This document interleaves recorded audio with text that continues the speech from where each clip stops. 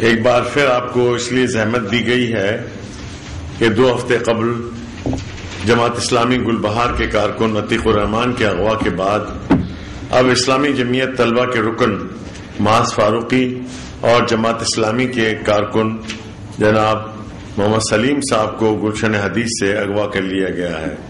معاذ فاروقی کو گزشتہ روز ان کے اہل خانہ کینٹ اسٹیشن چھوڑنے جا رہے تھے کہ کینٹ اسٹیشن کے اندر ان کی گاڑی کو ڈبل کیبن میں سوار مسلح افراد نے روکا اور اسلحے کے زور پر معاذ فاروقی کو اغوا کر کے لے گئے۔ مسلح افراد سادہ لباس میں تھے اور انہوں نے اپنا تعلق CID سے بتایا۔ کینٹ اسٹیشن میں CCTV کیمرہ نصب ہونے کے باوجود اغوا کاروں کا پتہ نہیں لگایا جا سکا، جو قانون نافذ کرنے والے اداروں کی نااہلی کا ثبوت ہے۔ جماعت اسلامی کے ایک اور کارکن محمد سلیم کو اس وقت اغوا کیا گیا جب وہ نماز ظہر کی ادائیگی کے بعد ادائیگی کے لیے مسجد کی طرف جا رہے تھے۔ راستے میں سرکاری نمبر پلیٹ والی 2 ڈبل کیبن اور ایک گرین کلر کی کرولا جس میں مسلح افراد سوار تھے محمد سلیم کو اغوا کر کے اپنے ساتھ لے گئے۔ ہم نے حکومت، قانون نافذ کرنے والے اداروں اور ایجنسیوں سے پہلے بھی یہ بات کہی تھی کہ اگر کسی شہری کے خلاف کوئی شکایت ہے تو اسے عدالت میں پیش کیا جائے اور اس کے خلاف قانونی کارروائی کی جائے، مگر ایسا محسوس ہوتا ہے کہ حکومت اور خفیہ ادارے کو آئین، قانون اور دستور کا پاس نہیں رکھتے۔ ملک میں ریمنڈ ڈیوس جیسی امریکی ایجنٹ جیسی شخصیت کھلے عام دندناتے پھرتے ہیں، مگر پرامن شہریوں کو تشویش کے نام پر اغوا کر کے لاپتہ کر دیا جاتا ہے۔ آخر یہ کھیل کب تک کھیلا جاتا رہے گا؟ شہریوں کا اغوا لاقانونیت کی انتہا اور مہذب معاشرے کی مسلمہ قدروں کو پامال کرنے کے مترادف ہے۔ حکومت کو ایجنسیوں اور پولیس کی اس غیر قانونی حرکات کا سختی سے نوٹس لینا چاہیے اور ایسے عناصر کی قطعاً حوصلہ افزائی نہیں کرنی چاہیے جو قانون کی پاسداری نہیں کر رہے ہیں۔ یہی وہ ادارے ہیں جو ڈھیل پا کر ریاست اور منتخب حکومت کے خلاف اغوا کرنے کا سلسلہ فوراً بند کیا ہے اور گرفتار تمام کارکنان کو رہا کرے، ورنہ جماعت اسلامی اس غیر قانونی اقدام کے خلاف زبردست تحریک چلائے گی۔ جیسا کہ پچھلی مرتبہ ہم ملے تھے تو آپ کو ہم نے بتایا تھا کہ ہمارے کارکن عتیق الرحمان کو اغوا کیا گیا تھا۔ بہرحال 2-3 دن کے بعد جو ہے ان کو لانڈی جیل منتقل کر دیا گیا اور لانڈی جیل میں 13D کا کیس بنایا گیا جس کی ضمانت کر کے ہم ان کو ضمانت پہ رہا کرائے ہیں۔ اسی عرصے میں یہ 2 ہمارے کارکنان کا تذکرہ ہے۔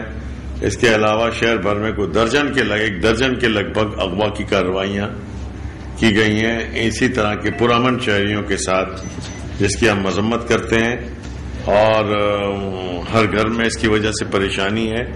ہر آدمی جو ہے اپنے پیاروں کو، اپنے عزیزوں کو، اپنے بچوں کو، اپنے والد کو تلاش کر رہے ہیں۔ دوسری طرف آپ کو معلوم ہے کہ اس ملک میں جمہوریت کا عمل جاری ہے اور خصوصی طور پر موجودہ حکمران جو ہیں وہ جمہوریت کے بڑے بلند بانگ دعوے بھی کر رہے ہیں اور کہہ رہے ہیں کہ ملک میں جمہوری عمل کو کسی صورت میں پامال نہیں ہونے دیا جائے گا۔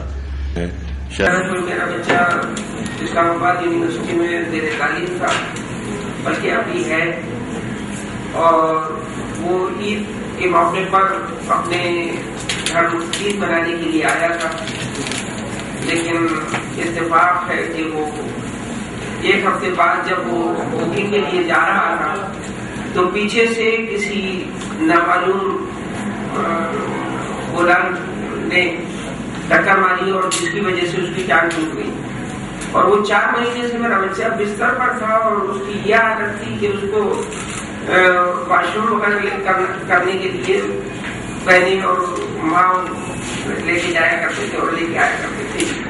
4 مہینے اس نے بستر پر گزارے۔ 4 مہینے کے بعد وہ اپنی تعلیم کو مکمل کرنے کے لیے اسلام آباد جا رہا تھا۔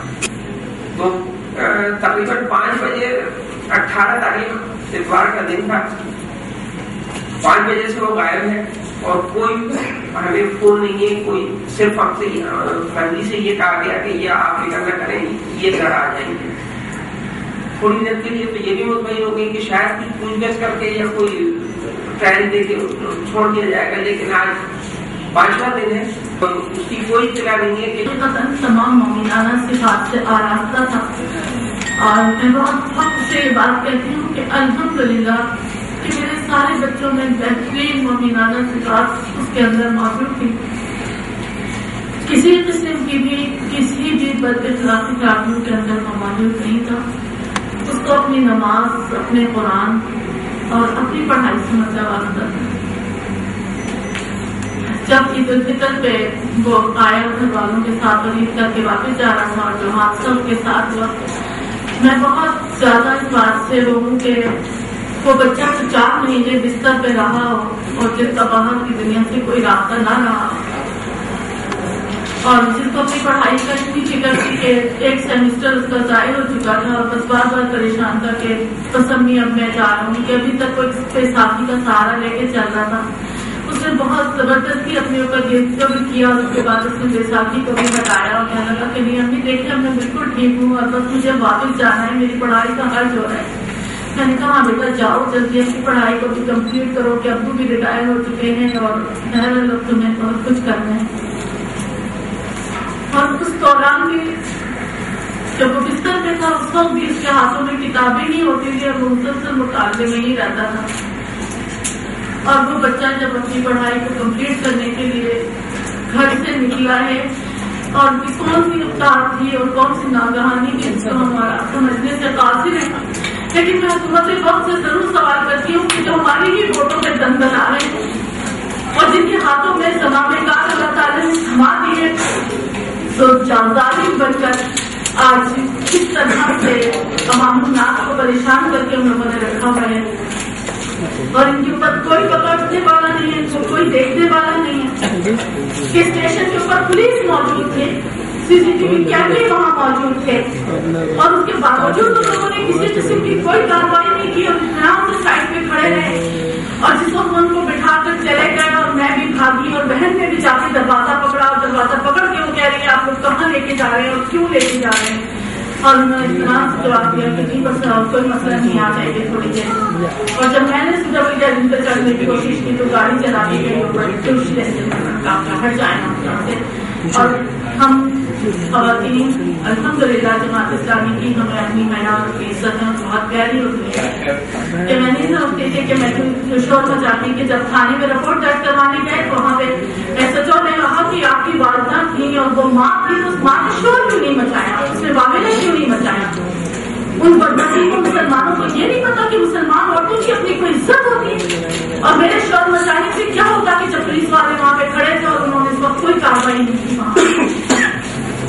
اور کیا میں اگر شور مچاتی اور محسوس کرتی تو اس وقت مزید اس کا ایک نیا ریئیکشن ہوتا کہ شاید میرے بچے کے اوپر ہوتا کہ میرے بچے مشترک ہوتے، میرے داماد ساتھ میں تھے، میرے بیٹے دونوں ساتھ میں تھے اور پتہ نہیں اس وقت کیا کرتے. بہر اللہ تعالیٰ نے مجھے ان تمام چیزوں سے روکا رکھا اور یہ الحمدللہ کہ ہماری جماعت اسلامی کی اور دینی تعلیم کی کہ جس نے ہمیں یہ سلط اور روز عطا کر رکھی ہے. اور اللہ تعالیٰ سے تو الحمدللہ کہ ہم سب دعا ہیں. لیکن میں ضرور حکومت وقت سے بھی مطالبہ کرتی ہوں کہ DIG سندھ اور ہمارے گورنر صاحب جو دردنا رہے ہیں اور عوام الناس کے پیسوں پہ ایش و عشرت میں مبتلا ہے وہ جلد از جلد میرے بچے کو بازیاب کرایا جائے اور ایسے ظالموں کا کردار تک پہنچایا جائے تاکہ دنیا کے لوگ کے نشان بنے اور ایسا کسی اور بھی مسئلے پر کام اٹھا. ڈبل کیبن کا بیٹھنے کی لوگوں نے دیکھ کے بتایا پھر اس میں بیٹھے اور تحریر چلا. میرے چھوٹے چھوٹے بچے بہت پریشان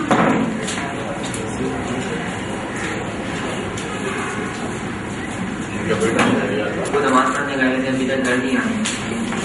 کچھ لوگ لے کے گئے تو میں نے بولا آ جائیں گے تھوڑی دیر تک، ہو سکتا ہے کوئی آئے. تو انہوں نے میرے کو کہا تھوڑا سا خبر لگ جائے، ہو سکتا ہے رابطے کرتے ہیں پھر کرا. تو اس وقت میں ابھی تک کوئی اتنا نہیں ہے روپیے کا نمبر مسلسل آؤ جا رہا ہے.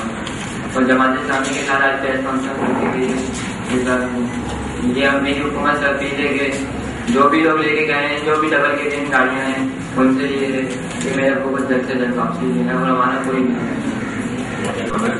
تمام آزمائشوں کو جھیلا ہے اور بالآخر ان حکومتوں کو جو ہے انہیں کو جانا پڑا ہے. اور مجھے امید ہے کہ انشاءاللہ یہ حکومت جو اس طرح سے غیر آئینی اور غیر قانونی ماورائے عدالت کام کر رہی ہے انشاءاللہ یہ اس کے جانے کے دن سے پڑے. بہرحال ہمیں تو اس سے یہ محسوس ہوتا ہے کہ یہ ایجنسیاں ہی ہیں جو اس طرح کی کارروائیاں کرتی رہی ہیں کر رہی ہیں اور شہر میں اسی کے لوگ نشانہ بنتے رہے ہیں جماعت کے کارکنان کے نشانہ بنتے رہے. اس لیے ہمیں تو اس بات کا اچھا ہے کہ یہ سارے کام ایجنسیاں کر رہی ہیں.